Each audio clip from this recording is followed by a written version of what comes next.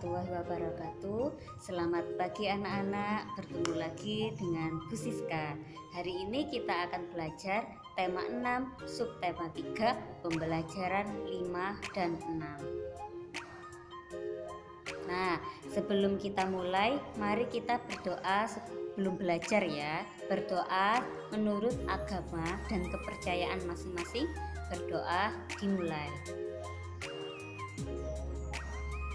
Berdoa selesai, alhamdulillah.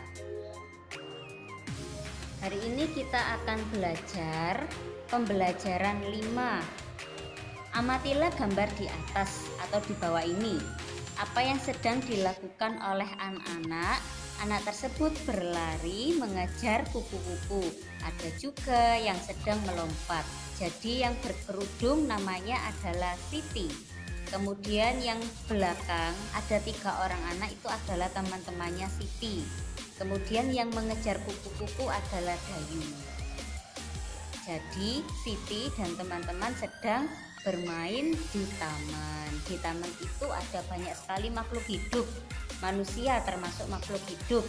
Kemudian tanaman termasuk bunga-bunga, itu juga tanaman. Kupu-kupu hewan juga makhluk hidup. Jadi makhluk hidup itu ada 3.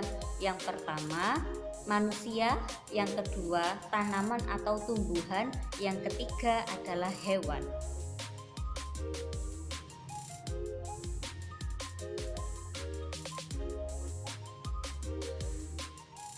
Oke, amatilah gambar di atas yang tadi ya. Ada kupu-kupu yang sedang terbang, ada juga kupu-kupu yang sedang hinggap pada bunga. Masih ingatkah kamu dengan permainan kupu-kupu di taman bunga? Ini adalah permainan yang seharusnya dilakukan di kelas bersama Bu Siska dan teman-teman. Tetapi karena masa pandemi, jadi kita cukup mengetahuinya saja, kita cukup membacanya saja. Peraturannya, jika pemimpin permainan menyebut satu bilangan ganjil. Jadi di kelas itu ada 2, anak laki-laki dan anak perempuan. Bilangan ganjil bunga itu adalah perempuan. Jadi mereka yang bunga itu adalah bilangan ganjil. Kemudian bunga berputar mengelilingi kupu-kupu. Kupu-kupunya adalah laki-laki. Jadi laki-laki di tengah, kupu-kupunya di tengah, bunganya berputar. Nah, dengan tempat bunga yang lain, ikuti permainan dan jagalah kekompakan. Bagaimana permainannya? Ayo kita baca bersama-sama. Siti dan teman-teman bermain dengan gembira. Semua mengikuti peraturan permainan. Ibu guru pun senang melihat anak-anak kelas 2 tertib. Jadi bunga dikelilingi oleh kupu-kupu atau kupu-kupu dikelilingi dengan bunga, tergantung pemimpin ini menginginkan yang bagaimana. Begitu ya. Berdiskusilah dengan teman sebangkumu, berdiskusi dengan Bu Siska, tuliskan kembali peraturan permainan kupu-kupu, apa saja tadi peraturannya. Nomor 1, kupu-kupu berlari ke arah bunga. Jadi yang pemimpin cerita ini di mana kupu-kupu berlari ke arah bunga, bunganya di tengah. Jadi pemimpin, misalkan pemimpinnya Bu Siska. Bu Siska ingin di mana bunga di tengah. Jadi perempuan berkumpul di tengah, yang kupu-kupu laki-laki mengelilingi bunga. Bunga berlari jika pemimpin menyebut bilangan ganjil. Bunga berputar mengelilingi kupu-kupu. Nah, gantian, kupu-kupu yang di tengah, bunganya yang berputar dan berpindah tempat. Jadi tergantung pemimpinnya maunya bagaimana. Ini untuk menguji pendengaran kamu dan pemahaman kamu, apakah tanggap atau tidak. Ini permainan menyenangkan. Apa yang terjadi apabila anak-anak kelas 2 tidak mengikuti peraturan? Misalkan Bu Siska pingin yang bilangan ganjil mengelilingi bilangan genap. Nah, ternyata ada satu yang tidak mengelilingi. Bingung gitu. Kira-kira apa yang terjadi? Kelas 2 tidak mengikuti peraturan, maka permainan akan menjadi kacau dan banyak yang curang. Loh kok dia enggak mengelilingi, enggak apa-apa kok aku masih harus mengelilingi, aku kan boleh enggak mengelilingi. Nah, berarti kan curang itu, enggak boleh. Jadi peraturannya bagaimana itu yang harus dipatuhi. Kita hari ini akan belajar tentang huruf tegak bersambung dalam tata tertib. Nomor 1, tanyakan kepada temanmu tata tertib ketika jam istirahat di sekolah. Jadi kalau di sekolah tata tertibnya apa yang dilakukan? Nah, ini contoh pertanyaannya. Apa tata tertib yang dilakukan ketika jam istirahat? Ada kata apa, berarti itu pertanyaan. Jawabannya tidak boleh memasuki kelas dan harus berada di luar kelas. Perlu diketahui ya, seharusnya kalau istirahat tidak boleh di dalam kelas. Kenapa? Karena nanti satu, kelasnya kotor, dibuat makan. Yang kedua, dibuat lari-lari, itu juga kotor. Nomor 2, tanyakan kepada temanmu tentang usaha untuk mematuhi peraturan. Bagaimana caramu untuk mematuhi peraturan? Yang pertama, bagaimana pertanyaannya? Yang tadi apa? Apa, bagaimana, siapa, gimana, itu adalah contoh pertanyaan. Jawabannya, kalau bagaimana caramu? Jawabannya, saya bermain bobak sodor dengan teman-teman di luar kelas. Nomor 3, tanyakan juga apakah pernah melanggar. Apakah temanmu pernah melanggar? Misalkan Zeo berbicara dan bertanya kepada Emir, apakah kamu pernah melanggar peraturan, Emir? Apakah kamu pernah? Jawabannya, tidak pernah, Zeo. Aku selalu mematuhi peraturan di sekolah. Gitu. Jadi, kesimpulannya apa? Bahwa peraturan harus dipatuhi. Jika tidak dipatuhi, maka hidup akan berantakan. Atau ketika peraturan sekolah tidak dipatuhi, maka apa yang kamu kerjakan di sekolah juga ada yang berantakan. Misalkan peraturannya disuruh mengerjakan di buku halus, ternyata kamu mengerjakan di buku perpus. Berantakan enggak? Ya berantakan kan, tidak seperti itu, karena buku perpus bukan untuk dicoret-coret. Itu ya salah satu contohnya. Berdiskusilah bersama teman dalam kelompok mengenai pertanyaan berikut. Pelanggar peraturan mengakibatkan hal yang tidak baik. Lihat apa saja yang tidak boleh dilakukan. Nah, tidak perlu ditulis karena bukan tugas ya. Melanggar peraturan itu tidak baik. Apa yang tidak boleh? Tidak boleh dilakukan di sekolah. 1, memakai seragam bebas. Ketika peraturannya adalah memakai seragam merah putih, kemudian kamu memakai seragam bebas atau baju bebas, boleh tidak? Tidak boleh, berarti tidak sama. Atau ketika olahraga hari Sabtu disuruh memakai pakaian olahraga, ternyata kamu tidak bawa, apa yang terjadi? Nah, ya tidak bisa olahraga. Yang rugi siapa? Kamu sendiri. Begitu. Ini tugas 1 ya, dikerjakan di buku halus selain yang Bu Siska bicarakan tadi. Itu adalah contohnya. Contohnya tadi yang Bu Siska bicarakan bukan tugas. Yang buat kamu tugas adalah menuliskan menurutmu bagaimana yang tidak boleh. Banyak sekali peraturan yang tidak diperbolehkan, hal-hal yang tidak diperbolehkan. Misalnya tidak boleh merokok.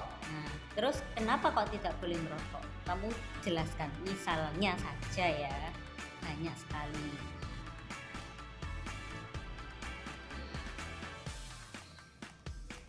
Mengapa kamu melakukan hal itu? Apa yang kamu lakukan ketika melihat temanmu melanggar? Apa yang harusnya dilakukan? Saya akan menegur dan mengingatkan. Jangan langsung ketika ada temanmu melakukan pelanggaran. Misalkan Bu Siska menyuruh agar tidak bermain di kelas atau biasanya bermain bola di kelas, tidak boleh. Kemudian ada salah satu temanmu bermain di kelas, lah nggak ada Bu Siska aja kok, nggak apa-apa. Nah, kamu tugasmu adalah mengingatkan, loh nggak boleh sama Bu Siska, nanti kacanya pecah. Kalau dia tidak mau diingatkan sama kamu, baru laporkan ke Bu Siska. Tapi sebelum itu kamu wajib untuk mengingatkan terlebih dahulu. Begitu ya. Lanjut.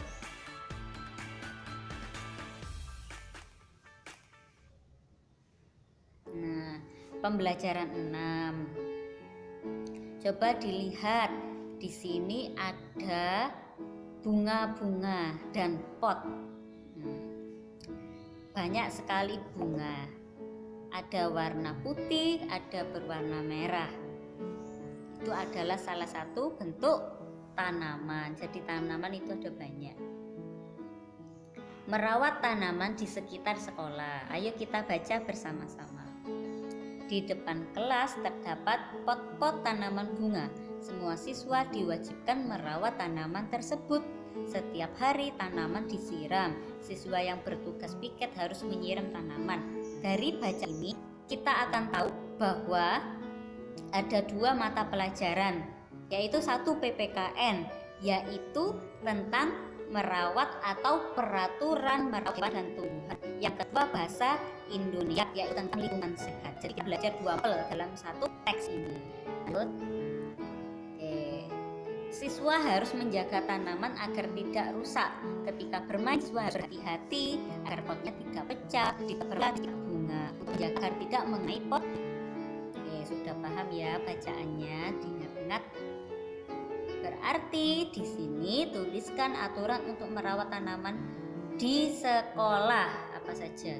1. Menyiram.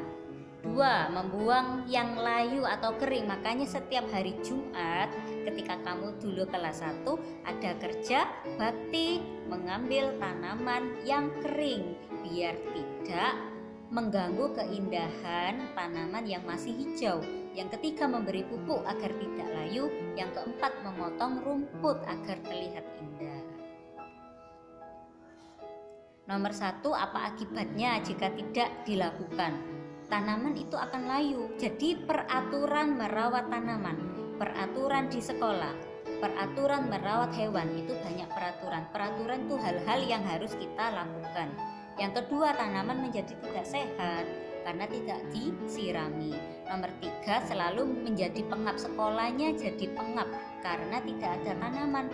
Itulah mengapa setiap tempat harus ditanami oleh tanaman hijau biar segar udaranya. Nomor 4, taman tidak terlihat rapi, rungsep. Lah gak enak toh kalau dilihat rungsep itu. Benny ingin bermain bola. Bagaimana sebaiknya kamu bersikap? Yaitu tadi melarang Benny dan karena menyebabkan kelas kotor dan kacanya pecah. Diingat-ingat. Amatilah lingkungan sekitarmu. Oke. Yuk lanjut. Lani dan teman-teman memiliki semangat kerjasama yang tinggi. Mereka bekerja sama merawat tanaman di sekitar sekolah. Siswa mempunyai tugas menyiram tanaman secara bergiliran. Kalau dulu kelas 2B-nya Bu Siska, setiap hari ada tugas-tugasnya untuk merawat tanaman di sekitar kelas. Jika ada siswa yang membutuhkan bantuan, yang lain membantu. Contohnya, Bu, aku nggak bisa mengangkat air. Kemudian ada temannya, sini tak bantu. Dibantu berdua menyirami tanaman. Itu saling membantu. Apakah kamu juga selalu bekerja sama? Harus. Kalau enggak, ya harus. Kita harus bekerja sama. Tugas yang kedua, bersama dengan orang tua sama bunda ya, carilah gambar-gambar alat ukur berat. Bisa di internet, di majalah, koran, atau di apapun. Di print boleh, di fotokopi boleh, digunting, ditempelkan. Itu diberi nama, itu namanya timbangan apa? Bu, kesuwen Bu kalau di majalah, cari di internet ya, googling. Ya enggak apa-apa, tambah bagus. Misalkan namanya timbangan pasar, tulis timbangan pasar. Sudah keluar gambarnya, kemudian di print, digunting, ditempel. Gunanya apa Bu Siska? Agar kamu tahu beberapa jenis timbangan. Timbangan itu ada banyak jenisnya, biar kamu paham, biar kamu ingat. Kan dulu kita sudah pernah belajar menempelkan nama-nama hewan peliharaan. Nah, dibaca lagi, kemudian kita akan belajar mengetahui tentang berapa jenis timbangan ya. ya. Dikerjakan tugas yang kedua.